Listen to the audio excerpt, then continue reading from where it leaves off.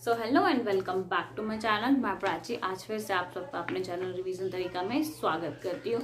तो इससे पिछले वीडियो में हमने देखा था जैसे कि हमारा डीएनए रेप्लिकेशन इन प्रोकैरियोट्स। तो DNA replication in prokaryotes as it is थोड़ा सा लेंथी हो जाता है एमएससी लेवल पे एक्सप्लेन करने में, तो एक वीडियो काफ़ी लंबी हो जाएगी। तो मैंने इसे शॉर्ट पार्ट वाइज वीडियोज़ में कन्वर्ट कर दिया। अगर तो आपने फर्स्ट पार्ट नहीं देखी है तो मैं सजेस्ट करूँगी कि आप फर्स्ट पार्ट देख ले, तभी आपको सेकेंड पार्ट समझ आएगा।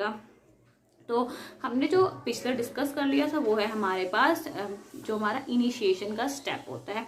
तो इनिशिएशन का स्टेप को हम फर्स्ट पहले ब्रीफली रिवाइज करेंगे। सबसे पहले हमारे पास क्या हुआ था, ओवरआइसिन क्रोमोसोम में एक 13 और 9 रेपिटेटिव सीक्वेंस होता है। तो डीएनए ए क्या करता है, फटाफट आके हमारा जो 9 सीक्वेंस होता है उस पर बाइंड कर जाता है। फिर जो उसको एनर्जी के लिए एटीपी चाहिए होता है तो वो डीएनए ए एटीपी बन जाता है। फर्दर उसके बाद क्या होती है, जैसे ही एटीपी स्टार्ट हो जाता है वो जो 13 सीक्वेंस है उसकी अनबाइंडिंग स्टार्ट हो जाती है। जैसे ही अनबाइंडिंग स्टार्ट होती है तो डीएनए बी और डीएनए सी जो कि हेलिकेज और हेलिकेज लोडर है वो उस पर बाइंड कर जाता है और कंटिन्यूसली उसको अनबाइंड करने के लिए, मेल्ट करने के लिए एटीपी से एनर्जी लेके मेल्टिंग स्टार्ट कर देता है। इट मीन्स मेल्टिंग मीन्स यहाँ पे separation of two strands. Further उसके बाद फटाफट एसएसबी आता है जो कि हमारा सिंगल स्टैंडर्ड प्रोटीन होता है। वो इलेक्ट्रोस्टैटिक इंटरेक्शन और स्टैकिंग इंटरेक्शन की हेल्प से बाइंड कर जाता है। फिर क्या होता है, एसएसबी क्या कोऑपरेटिव बाइंडिंग शो करता है। मीन्स जो 1 मॉलिक्यूल ऑफ एसएसबी है वो काफ़ी सारे को थोड़ा सा स्टेबल फॉर्म कर देता है।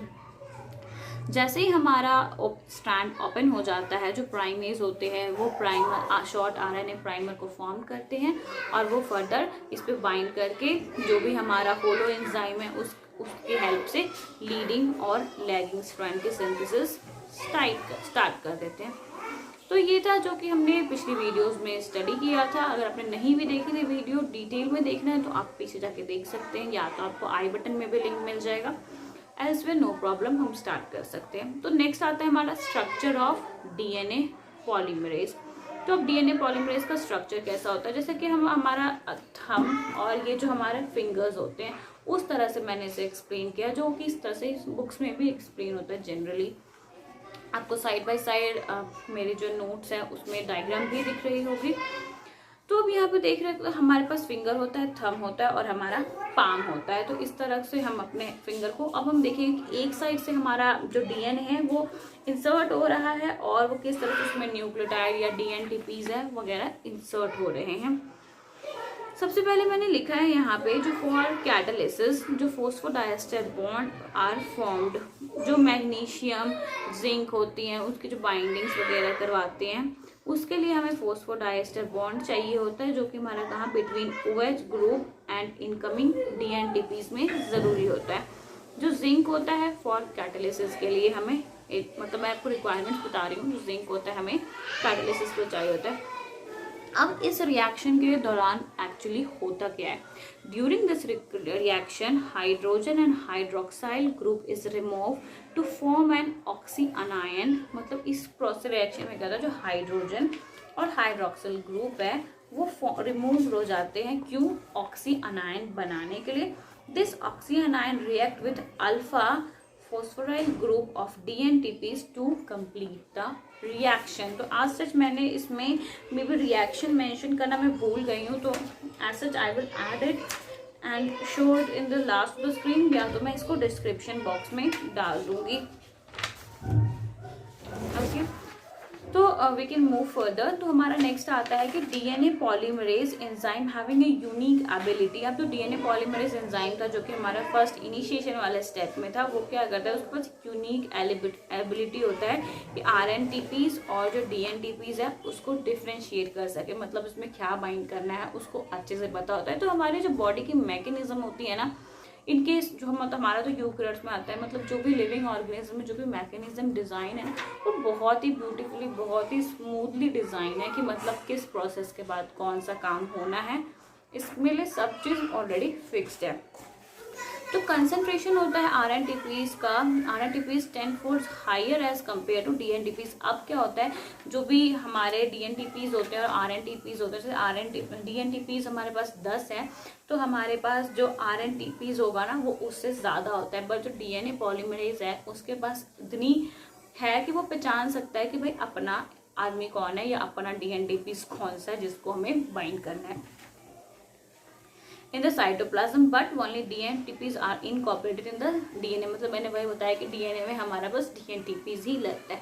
This happens because of nucleotide binding pocket is too small to carry और allow the presence of extra OH group of RNTPs। This phenomena is known as steric allusion of RNTPs। मतलब कैसे RNTPs को हटाते हैं, ये किस तरह हटाते हैं, ये क्यों ऐसा होता है। मतलब जो हमारे पास DNTPs होता है ना, वो जो भी मतलब कह सकते हो कि ये इस वजह से होता है, जो न्यूक्लियोटाइड बाइंडिंग पॉकेट होता है वहाँ पे वो बहुत ही छोटा होता है और उसमें बहुत ही कम OH ग्रुप या एक्स्ट्रा OH ग्रुप की प्रेजेंस को अलाउ किया जाता है। तो नेक्स्ट आता है हमारे पास फिंगर डोमेन। इसके अलावा भी एक क्वेश्चन जो कि इसमें पूछा जा सकता है, तो पहले मैं उसको डिस्कस करूंगी। सबसे पहले kinetic selectivity of DNA polymerase enzyme. अब ये किस तरह से होती है काइनेटिक सेलेक्टिविटी, होती क्या है काइनेटिक सेलेक्टिविटी मींस DNTPs जिसमें हमारा A T C G आता है, मतलब एडेनिन थाइमिन गुआनिन साइटोसिन्स, वो एक्ट करता है substrate for DNA। 1 out of 4 is added only. अब मतलब इन्हीं चारों में से कोई एक ऐड होगा, इसी को हम बोलते हैं kinetic selectivity of DNA polymerase enzyme. जबकि मैंने इसका पहले बताया कि एक यूनिक एबिलिटी होता है कि ये RNTPs में से कुछ नहीं उठाएंगी, ये बस DNTPs में ही से ही उठाएंगी। तो इसमें से हमारे पास क्या बन गए, 2 question. Kinetic selectivity of DNA polymerase आ सकता है, या तो हमारा phenomena of steric allusions of RNTPs आ सकता है। तो नेक्स्ट इस वीडियो में हम छोटा टॉपिक एक और डिस्कस करेंगे जिसका पार्ट 3 है finger domain. Finger domain have alpha helix protein having arginine, lysine, thymine residues that at the active site means ये क्या सारे हैं हमारे अमाइनो एसिड्स है जो लाइसिन थाइमिन है। तो these resides binds to the incoming nucleotides. If the correct nucleotide is added then base pair is formed। अब ये कह रहा है ये जो सारे हमारे अमाइनो एसिड्स है वो क्या करते हैं, रिजाइड्स करते हैं, मतलब जो इनकमिंग न्यूक्लियोटाइड्स होते हैं अगर उनके साथ करेक्ट बेस पेयर्स हैं तो ये फॉर्म हो जाते हैं। Then there is a conformational change in the alpha helix. उसके बाद जैसे ही बाइंड करेंगे तो कन्फर्मेशनल चेंज होगी अल्फा हेलिक्स में और वो न्यूक्लियोटाइड्स को और क्लोज लाएंगे और at the catalytic site of the palm domain. अब कैटालिटिक साइट जो होते हैं हमारे पाम डोमेन के पास वहां तक उसको पहुंचा देंगे।